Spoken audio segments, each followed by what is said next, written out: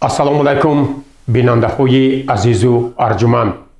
ҳоло ба таваҷҷӯҳи шумо нашри таҳлилӣ ва ҷанбастии ҳафта аз телевизиони симои шаҳри Панҷакейн манзур мегардад. ба ҳамагон маълум аст ки давоми ҳафтаи сипаришуда дар кишварҳои ҷаҳон ҷумҳурии Тоҷикистон, вилояти Суғд ва шаҳру деҳоти Панҷакейн рӯйдоду воқеаҳои гуногуне ба амал омаданд ки ҳоло хабарнигорони мо муҳимтарин рӯйдодҳои ҳафтаи сипаришударо барои шумо пешниҳод месозанд. фармони президенти ҷумҳурии Тоҷикистон дар бораи ба эҳтиёт рухсат додани хизматчиёни ҳарбие ки муҳлати муқаррар гардидаи хизмати ҳарбиро адо намуданд ва даъвати навбатии шаҳрвандони солҳои таваллуди 1997-2006 ҷумҳурии Тоҷикистон ба хизмати ҳарбӣ пеш аз муҳлат ба иҷро расида, нақшаи даъвати баҳории ҷавонон ба хидмати ҳарбӣ дар вилояти Суғд нахустин шуда иҷро карда шуд. Барои ба ин натиҷа ноил омадан, мақомоти иҷроияи маҳаллии ҳокимияти давлатии шаҳр, комиссияи шаҳрии даъват ба хидмати ҳарбӣ, ситоди даъват, комиссарияти ҳарбии шаҳр якҷо бо мақомоти маъмурӣ дар ҳамкорӣ бо ҷамоатҳои деҳот, маҳаллаҳои шаҳр, фаъолон ҷиҳати ба хидмати ҳарбӣ омода намудани ҷавонони синни даъватӣ, аз ҷумла ҷалби онҳо ба мактаби ронандагии ташкилоти мададгори мудофиа, тавсеаи корҳои тарғиботӣ дар байни ҷавонони синни даъватӣ, волидон кори зиёдеро роҳандозӣ намуданд. ин имконият фароҳам овард ки даҳҳо нафар ҷавонони ватандӯст ба комиссияи даъват муроҷиат намуда бо амри дил хидмати ватан моддарро ихтиёр намуданд. ҳоло наваскарони Панҷакент дар қисмҳои ҳарбии мамлакат барои садоқат ба ватан ба пешвои муаззами миллат савганд ёд карда дар ҳифзи зираконаю ҷасуронаи ин марзу буми муқаддас ҷонисорона хидмат мекунанд. дар асоси дастуру супоришҳои асосгузори сулҳу ваҳдати миллӣ пешвои миллат, президенти ҷумҳурии Тоҷикистон муҳтарам Эмомалӣ Раҳмон ва ҳидоятҳои раиси вилояти Суғд, муовини аввали раиси Маҷлиси Миллии Маҷлиси Олии Ҷумҳурии Тоҷикистон Раҷаббой Аҳмадзода, мулоқоти раиси шаҳри Панҷакент Холиқзода Абдухолиқ ва муовини якуми раиси вилояти Суғд Суҳайли Қурбонзода бо фаъолони ҷамоати деҳоти Рӯдакӣ баргузор гардид. дар мулоқот асосан ду масъала рафти иҷрои нақшаҳои даъвати баҳорӣ ва кишти баҳорӣ мавриди баррасӣ ва вазифагузориҳо қарор гирифт. пас аз шунидани ҳисоботи иҷрокунандаи вазифаи раиси ҷамоати деҳоти Рӯдакӣ оид ба ҳолати кишти баҳорӣ, омодагиҳо ба сазовор таҷлил намудани 35-солагии истиқлоли давлатии ҷумҳурии Тоҷикистон, раиси шаҳри Панҷакент таваҷҷӯҳи масъулони соҳаи кишоварзӣ, хоҷагиҳои деҳқонӣ ва фаъолонро ба иҷрои нақшаи даъвати баҳорӣ, кишти баҳории зироатҳо аз ҷумла картошка, риояи қатъии муқаррароти қонун дар бораи танзими анъана ва ҷашну маросим дар ҷумҳурии Тоҷикистон, пешгирии гароиши ҷавонон ба гурӯҳҳои ифротӣ, вусъати корҳои ободониву созандагӣ, бунёди иншоотҳои ҷашнӣ ҷалб намуда, ҷиҳати иҷрои супоришҳо ва ислоҳи камбудиҳои ҷойдошта масъулинро вазифадор намуд. дар ҷаласа ҳамчунин чанде аз иштирокчиён бо шукргузорӣ аз давлати соҳибистиқлоламон ҷонибдориашонро вобаста ба бунёди иншооти гуногун баён намуданд. гузориши Сабрина Акрам ва Шоҳсайн Солеҳов ва Хаём Ҷураев.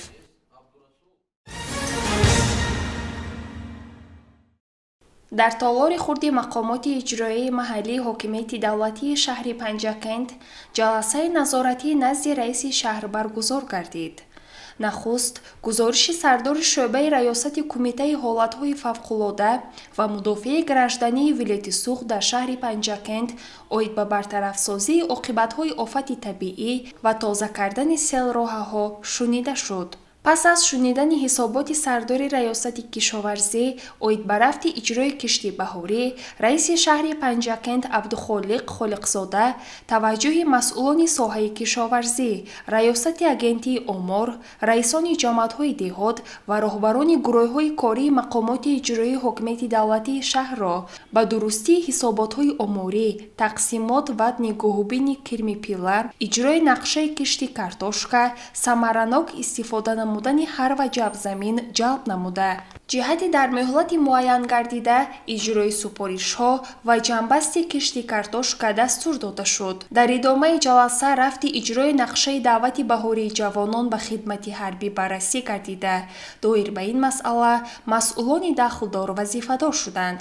дар ҷаласа ҳамчунин раиси шаҳри Панҷакент Холиқзода Абдухолиқ доир ба масъалаҳои зерин: иҷрои нақшаи андоз, дар сатҳи баланд таҷлил намудани рӯзи байналмилалии оила ва рӯзи ҷавонони Тоҷикистон, иҷрои Қонуни Ҷумҳурии Тоҷикистон дар бораи танзими анъана ва ҷашну маросим, насби шиору овезаҳои инъикоси ватандӯстӣ, вусъати корҳои ободониву созандагӣ, тозагии ду тарафи роҳи марказӣ, ба роҳ мондани корҳои тарғиботиву ташвиқотӣ дар байни занон, фикру андеша ва эродҳои худро баён намуда, аз масъулони дахлдор даъват ба амал овард, то ҷиҳати иҷрои супоришҳо ҷиддӣ муносибат намоянд ва камбудиву мушкилоти ҷойдоштаро бартараф созанд.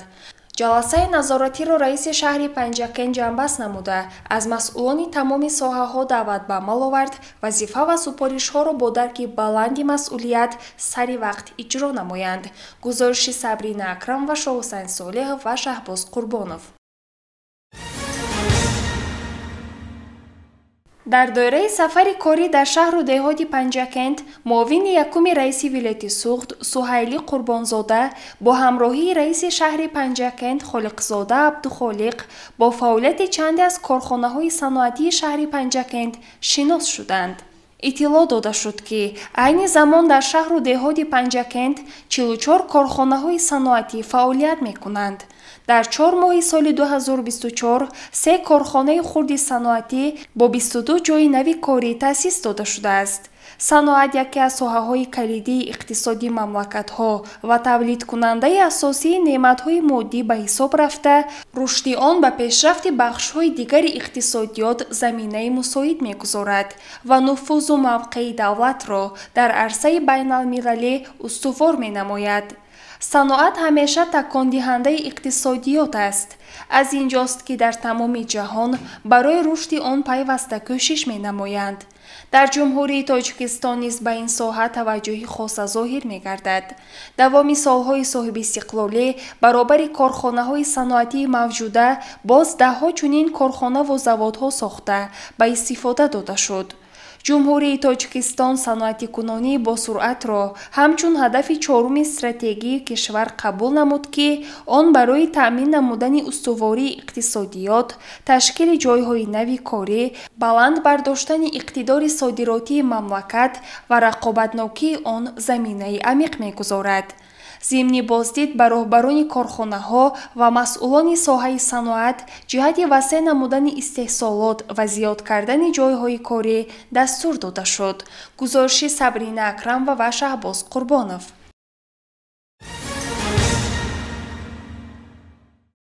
идораи давлатии беҳдошти замин ва обёрии шаҳри Панҷакент баҳри омода намудани иншооти обрасонӣ ба мавсими нави обёрии соли равон ҳама тадбирҳои заруриро ба роҳ мондааст. чунин иттилоъ доданд зимни боздиди муовини аввали раиси вилояти Суғд Суҳайли Қурбонзода, ки бо дастуру супориши муовини аввали раиси маҷлиси миллии маҷлиси олии ҷумҳурии Тоҷикистон раиси вилояти Суғд Раҷаббой Аҳмадзода ба шаҳри Панҷакент ташриф оварда бо ҳамроҳии раиси шаҳр Абдухолиқ Холиқзода аз рафти як қатор кори деҳқонон, соҳил мустаҳкамкунӣ ва таъмири пойгоҳҳои обкашӣ дар шаҳр шинос шуд.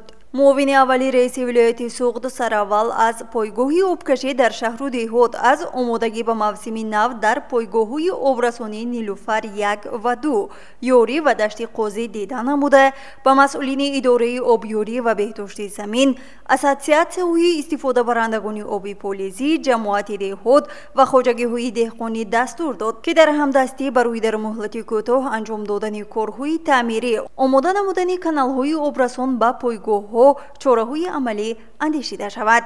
аз рӯи иттилои дастрас беш аз 45% заминҳои кишти шаҳр аз тариқи 19 пойгоҳи обрасонӣ обёрӣ мешаванд ва афзун намудани маҳсулоти кишоварзӣ ба фаъолияти муназзами онҳо вобаста аст.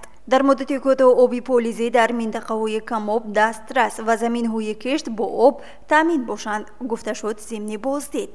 پس از آن سهیل قربانزاده با همراهی رئیس شهر عبدالخالق خالقزاده از رفت کشتی شغلی و آمادگی به آن در خواجگی‌های دهقانی جماعت دهاتی خرمی دیدن نمود. ضمن بازدید به معاون اول رئیس ولایت سوخت اطلاع دادند که امسال در زمین‌های خواجگی‌های دهقانی، خواجگی جنگل و صاحبکاران که زمین‌های نو شدند بیش از 300 گکتار شغلی کشت می‌کنند. این زمان قسم زیادی میدان‌ها کشت شده با موافق شدن حرارت هوا آن وسعت یافته ایستاده است. ضمناً از زمین‌های سرغیزهای ساحلی دریای زرافشان کشاورزان سابقه‌دار خواجگی‌های دهقانی و شخصی جماعت دهاتی خرمی هر سال از نوع‌های دیوزیر، ریگر، سرزم، پنجرود و غیرها حاصل بلند می‌گیرند. سهیل قربانزاده ضمن آشنایی با کار خواجگیداران ابراز نمود که امروزها آب و هوا برای کشت خیلی مساعد است و هر کدام آنها از این فرصت استفاده نموده کارهای کشت شغلی را تیزانند، زیرا هر ساعت هوای بهار غنیمت است.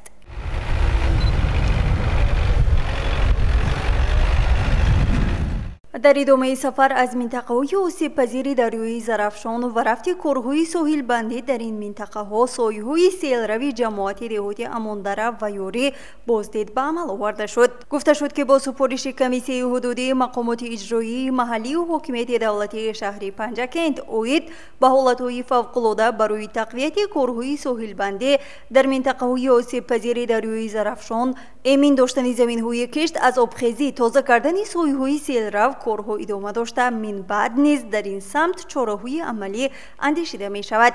ضمن بازدید از این منطقه ها به مسئولین جهت ادامه کارهای ساحل بندی و تازه کردن سیلروها آگاه نمودن ساکنان دهات از خطرهای احتمالی آفت‌های طبیعی بر اثر بارشات دستور داده شد. یادرس می‌شویم که سنه 10 می اساسگذاری صلح و وحدت ملی پیشوای ملت پرزیدنت جمهوری تاجیکستان محترم امامعلی رحمان به سروزیر مملکت، راهبران وزارت و اداره‌های داخلدار، رئیسان ولایت‌ها و شهر و ناحیه‌ها دستور دادند که دایر به پیشگیری و برطرف نمودن عاقبت‌های آفت‌های طبیعی به مثل باران‌های شدید، سیل و جوله، آبخیزی و سنگریزش در راه‌های کوهی چاره‌های ضروری عملی نموده مردم را از این خطرها آگاه نمایند. گزارش مرتبه رحمان و شاه حسین صالحов.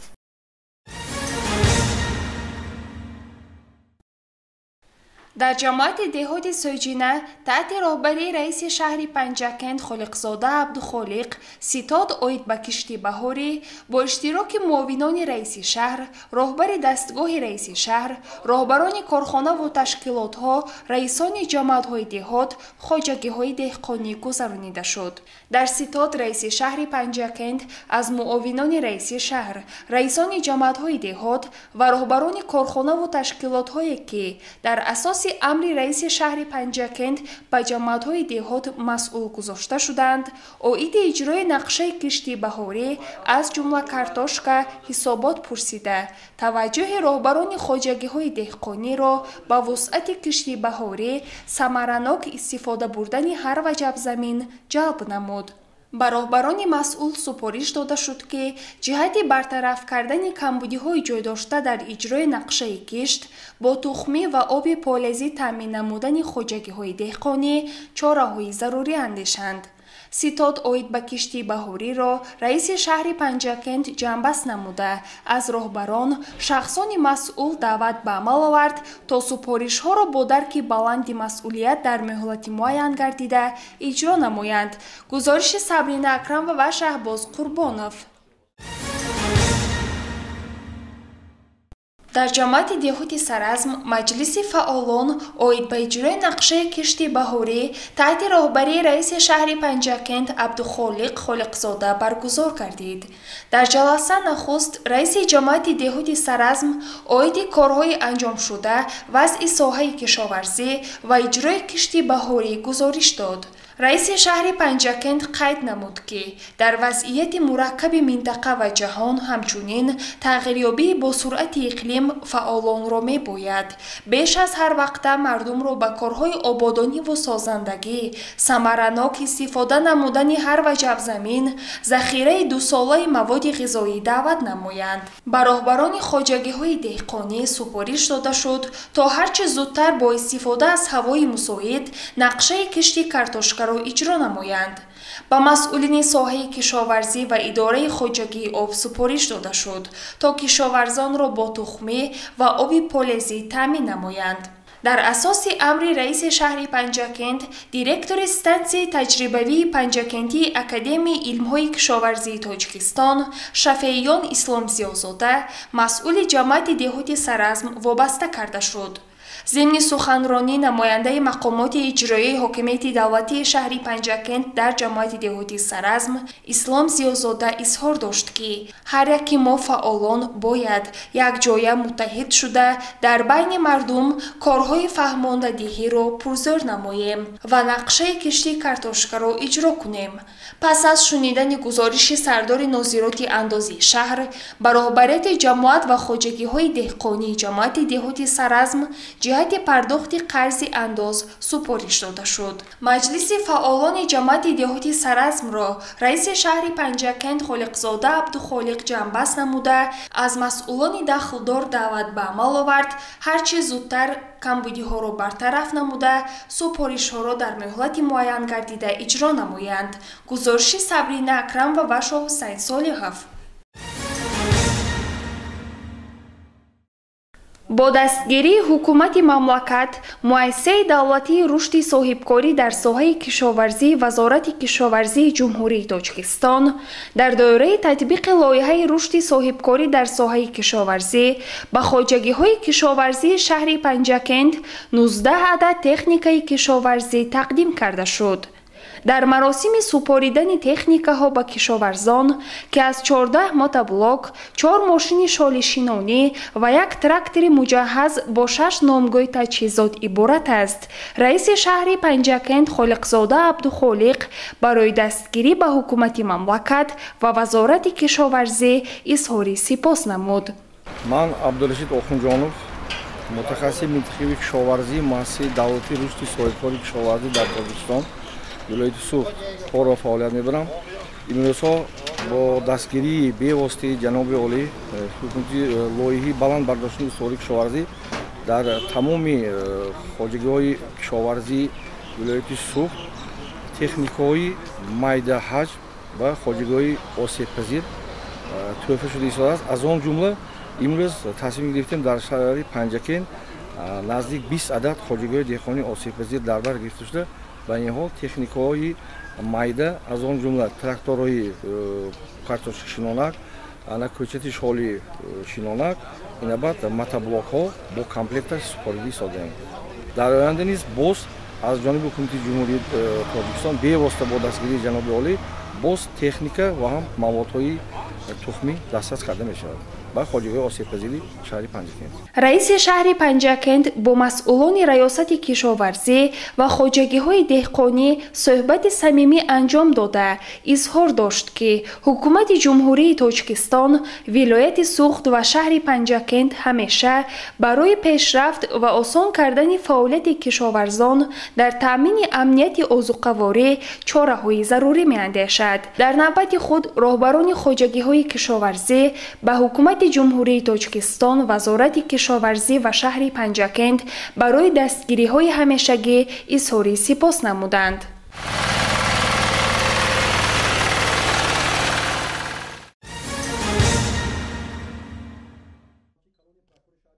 тавре дар суханронии худ сарвари давлат муҳтарам эмомалӣ раҳмон таъкид намуданд ки бо вуҷуди вазъи мураккаби иқтисоди ҷаҳонӣ суръати рушди иқтисоди кишвар дар моҳи январи соли равон дар сатҳи 8.1% таъмин гардид, вале камбудиҳои ҷиддӣ низ вуҷуд доранд.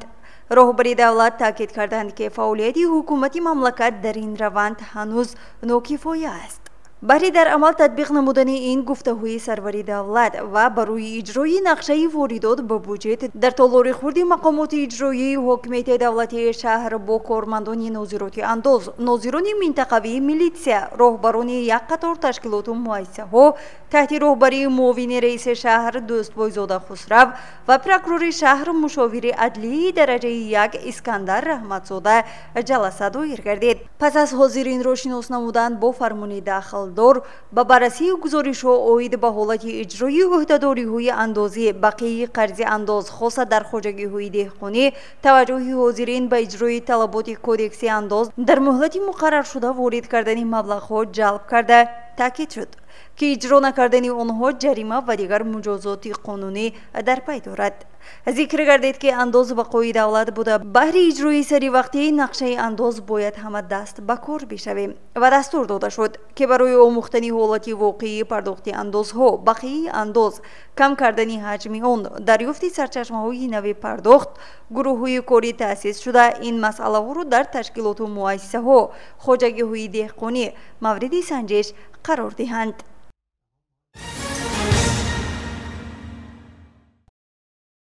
ба муносибати рӯзи ҷаҳонии осорхонаҳо дар заминаи чорабиниҳои муассисаи давлатии осорхонаи ҷумҳуриявии таъриху кишваршиносӣ ба номи Абу Абдулло Рӯдакӣ шаҳри Панҷакен шоми 16 майи соли 2024 барномаи фарҳангию фароғатӣ баргузор гардид ки дар он намояндагони расмии мақомоти иҷроияи маҳаллӣ, ҳокимияти давлатии шаҳри Панҷакен, ташкилоту корхонаҳо, донишҷӯён, толибилмони муассисаҳои таълимии шаҳру деҳот, гирандагони стипендии президентӣ, аҳли санъату ҳунар ва шаҳрвандон ширкат варзиданд.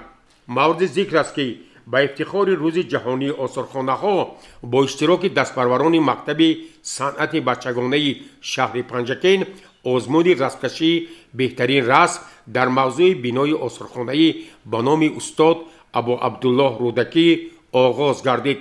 инчунин дар саҳни бинои осорхона аз тарафи ҳунармандон номгӯи зиёди ҳунарҳои мардумӣ аз қабили кашидадӯзӣ, хӯрокдӯзӣ, либосҳои миллӣ ва дигар либосҳо аз хазинаи осорхона барои иштирокчони ин маросим пешниҳод гардид.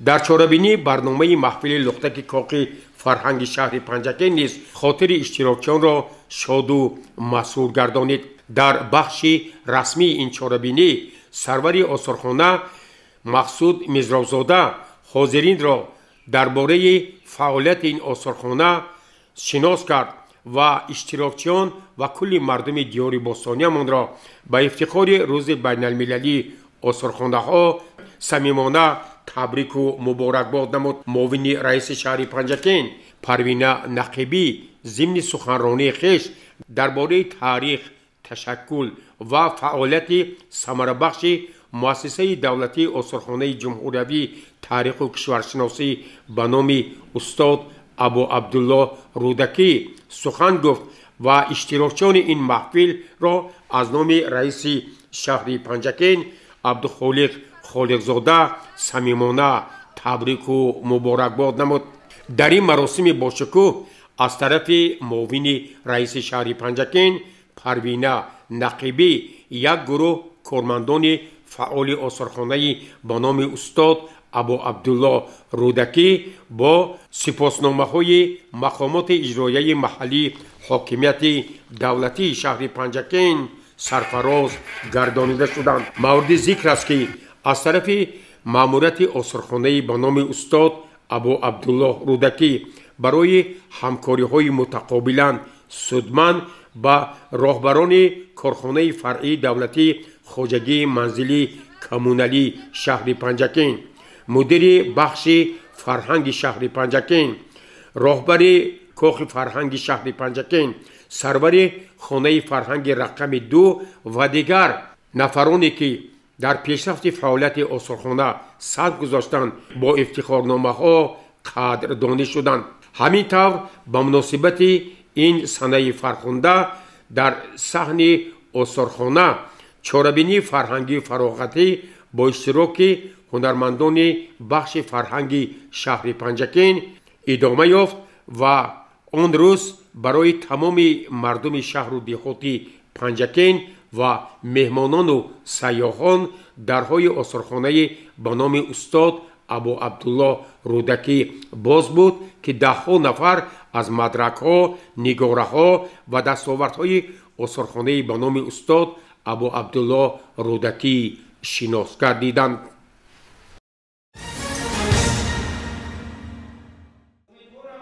оила дар фарҳанги мардуми кӯҳанбунёди тоҷик ҳамчун ниҳоди муқаддас эътироф гардидааст, зеро беҳтарин арзишҳои инсонӣ аз қабили муҳаббату садоқат, самимияту вафодорӣ ва ҳамдигарфаҳмиву таҳаммулгароӣ маҳз дар оила ташаккул меёбад. Ободии ватан аз ободии ҳар хонадону оила ва ободии хонадон аз фаросату маърифати оиладории волидон сарчашма мегирад. Ҳамасола санаи 15 майро дар саросари кишвари азизамон Тоҷикистон рӯзи оила ҷашн мегиранд.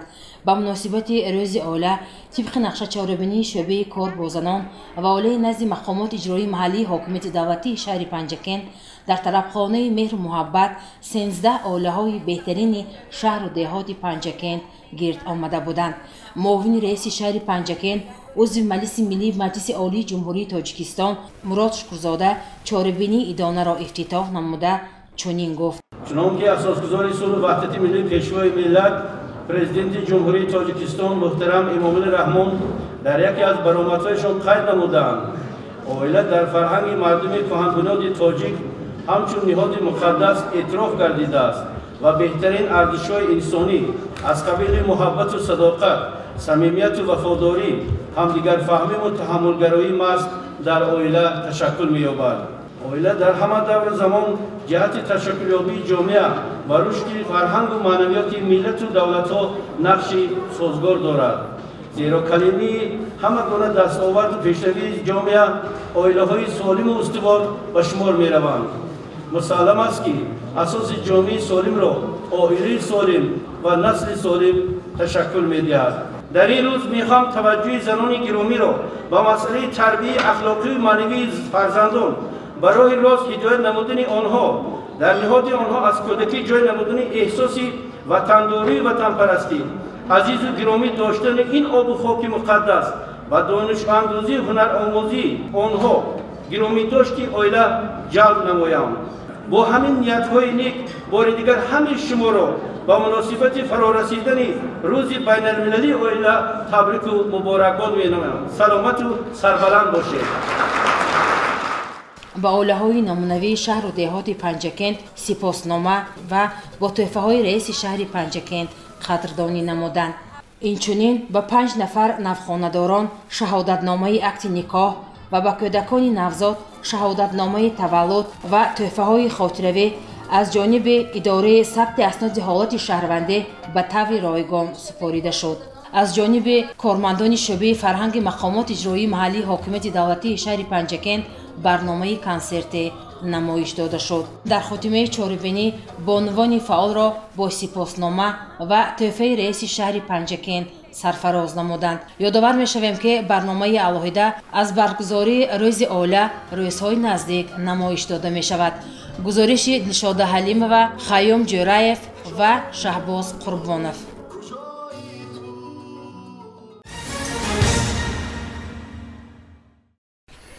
бо мақсади иҷрои фармони президенти ҷумҳурии Тоҷикистон муҳтарам Эмомалӣ Раҳмон дар масъалаи таҳсилоти миёнаи умумӣ рақами 71-ми шаҳри Панҷакент даври шаҳрии озмуни фуруғи субҳи доноӣ китоб аст аз рӯи 6 номинатсия баргузор шуд.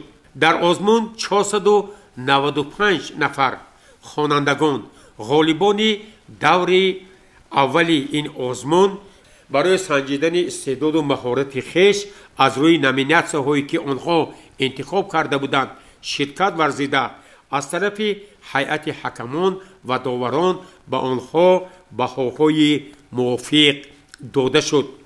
аз ҷумла роҳбари номинатсияи адабиёти муосири тоҷик, номзади илмҳои филология, мудири шӯъбаи илми донишкадаи омӯзгории Тоҷикистон дар шаҳри Панҷакент Гулпарӣ Шарифова ҷараёни номинатсияи адабиёти муосири тоҷикро чунин шарҳ дод. яке аз бартариҳои озмуни имсола дар он аст ки падару модарон, устодон ва мухлисони ан ҳама иштироккунандагон метавонанд даромада дар иштироки фарзанди худ ширкат варзанд. иштироккунандагони озмун метавонанд ҳам аз рӯи ашъори адибони муосир, аз рӯи асарҳои насрии онҳо, аз рӯи луғатдонӣ аз рӯи балоғати сухан, луғатдонӣ, ровигӣ баромад намоянд ва қайд кардан лозим аст ки ҳамин маҳоратсанҷии донишҷӯёну иштироккунандагон нисбат ба солҳои пешина хеле дар сатҳи боло меистад. тавре дар боло зикр намудем, аз ҳамаи муассисаҳои таҳсилоти миёнаи умумӣ ва асосӣ дар ин озмун довталабон ва ғолибони даври мактабӣ ширкат варзиданд. хонандаи муассисаи таҳсилоти миёнаи умумии рақами 9-уми деҳаи ёрӣ Сафуро Қурбонова андешаҳояшро дар бораи аҳамияти ин озмун чунин арзёбӣ кард. طی چند سال است که در میهن جان ما تاجیکستانی عزیز ایدی گرامی داشت کتاب با شکوه و شهامت خاصه ادامه دارد. خلق تاجیک از قدیم الایام صاحب کتاب و قلم و علم و معرفت بود، هست و خواهد ماند. این عنعنه های نیاگانمان را پیشوای معظم ملت پرزیدنت جمهوری تاجیکستان محترم امام علی رحمان ادامه داده آزمون جمهوریوی فروغ صبح دانایی کتاب است را بهر تمام قشر جامعه راه اندازی نمودند. ما اشتراکچیان این آزمون غالبان دور ولایتی منتداری به پایان خود را به پیشوای معظم ملت پرزیدنت جمهوری تاجیکستان محترم امام علی رحمان میرسانیم که بهر ما چنین آزمون ها را راه اندازی می نمایند. همینطور دوری شهری آزمون فروغ صبح دانایی کتاب است با انجام برسید. ضمن صحبت دیرکتوری مرکزی دریافت و استعدادهای شعبه معارف شهری پنجکین، کاتب مسئول دور شهری آزمون فروغ صبح دانایی کتاب است واریس باباجانوف نتیجه های این آزمون را چنین به ما توضیح داد. در اساس قرار رئیس شهر پنجکین از 1 مارس سال 2024 تحت رقم 78 در زمینه مؤسسه تحصیلات میانه عمومی رقم 71 شهر پنجکین از سنه 6 می سال 2024 تا سنه 8 می سال 2024 دور شهری آزمون جمهوری فروغ صبح دانایی کتاب است برگزار گردید. در آزمون همگی 495 نفر داوطلبان از روی 6 نمونه اشتراک نمودند. همگی 79 نفر به دوری ولایتی راحت گرفتند.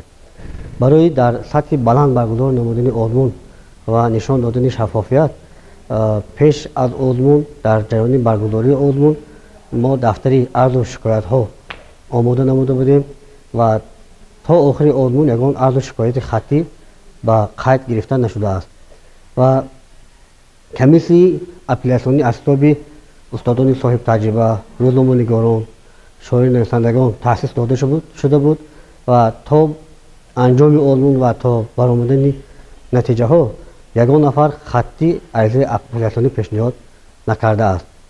چند نفر دعواهای شفاهی داشتند و به داد آنها رسیده دعواهایشان را طبق نظامنامه آزمون به اساس شمارده شد. رقابت بیشتر در بین ادبیات کودکان صنف‌های گروه اول صنف‌های 1 و 4 و گروه دوم خوانندگان صنف‌های 5 و 8 نهایت زیاد بود. در همین صورت وقتی که رقابت که هم زیاد شدن گرفت البته نافهمی‌ها و ناجوری‌ها نیز زیاد به سامون می‌رسد. اما در جریان برگزاری آزمون تا آخر یگان خیلی قانون ویرانکنی به نظر نرسیده است و آزمون نهایت در سطح بلند و شفاف برگزار گردید. همینطور 79 نفر غالبان دوری شهری آزمون با دوری ولایتی راحت گرفتند که ما با آنها کامیابی ها و موفقیت ها تمنا میکنیم.